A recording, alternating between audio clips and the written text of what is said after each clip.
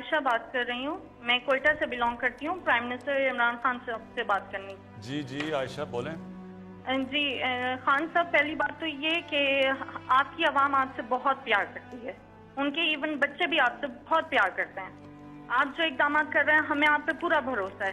لیکن مسئلہ اتنا بڑا ہے کہ کہیں سنوائی نہیں ہوتی ہے. میں بیوہ ہوں، میری والدہ بھی بیوہ ہے اور کوئی میرا بہن بھائی نہیں ہے. 3 سال کا میرا بیٹا ہے.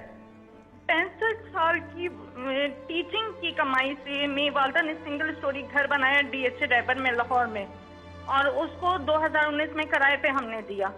وہ انہوں نے قبضہ کر لیا. SSP کا بھائی تھا شیخ عمر صاحب نے میرا 2020 میں دسمبر میں میرا قبضہ چھڑوایا. اللہ تعالیٰ انہیں صحت تندرستی دے، عزت دے. لیکن وہ بندہ نتیجے میں مجھے 5 لاکھ کا مقروض کر کے چلا گیا. شیخ عمر صاحب نے ہدایت کی تھی کہ ان کا مسئلہ حل کروائیں، لیکن ان کی ٹرانسفر ہو گئی.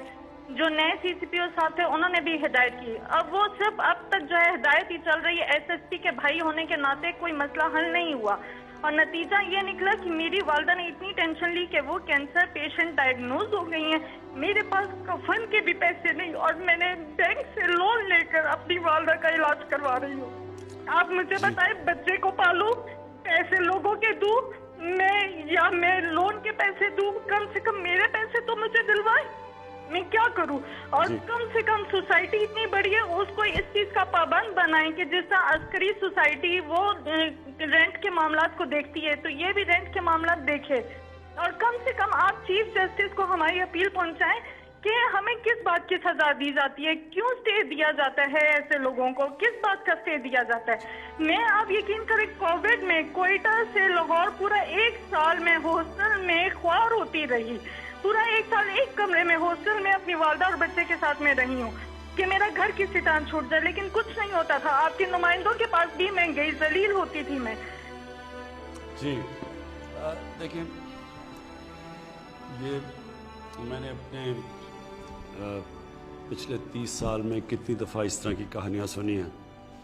اور یہ آپ بات ٹھیک کہہ رہی ہیں کہ ہمارا جو سسٹم ہے، جو انصاف کا نظام ہے، وہ آہستہ آہستہ کام کرنا چھوڑ گیا.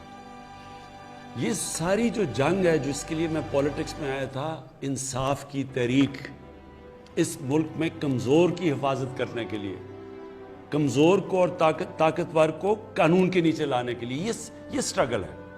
قانون کی حکمرانی، کوئی قانون کے اوپر نہیں. وہاں مافیاز نہیں کام کر سکتے، وہاں قبضہ گروپ نہیں چل سکتا، وہاں آپ کو سفارشیں نہیں چاہیے ہوتی. آپ کو پرائم منسٹر کو ٹیلی فون کر کے نہیں بتانا پڑتا کہ جی میرے گھر کے اوپر قبضہ ہوا ہے اور کسی طاقتور نے، اور ہم ہیں بھی، اور اگر کوئی آدمی بھی نہیں ہے گھر میں مدد کرنے والا تو ان کا کیا بنتا ہے. یہ جد و جہد ہے. دیکھیں، انصاف کی تحریک ہوتی ہے. انصاف کے لیے قوم کو آزادی کی جنگ لڑنی پڑتی ہے ان مافیا سے، اور یہ ایک جہاد کا نام ہے. یہ اللہ کا حکم ہے کہ میری زمین پہ انصاف قائم کرو. میرا آپ سے یہ وعدہ ہے، ان کو اس جرم کی سزائیں دلوانی، کیونکہ یہ ہے جنگ چل رہی طاقتور کو قانون کے نیچے لانے کے لیے. آپ کی تو انشاءاللہ ہم نے نوٹ کر لیا، ہم پوری آپ کی کریں گے. لیکن سسٹم ایسا ہونا چاہیے کہ آپ کو کمپلین نہ کرنی پڑے، سب کو قانون سے ڈرنا پڑے. اور یہ ایک جہاد کا نام ہے. یہ ہم لڑ رہے ہیں. انشاءاللہ طاقتور کے اوپر ہم اڑے ہوئے ہیں کہ ان کو ہم نے قانون کے نیچے لے کے آنا.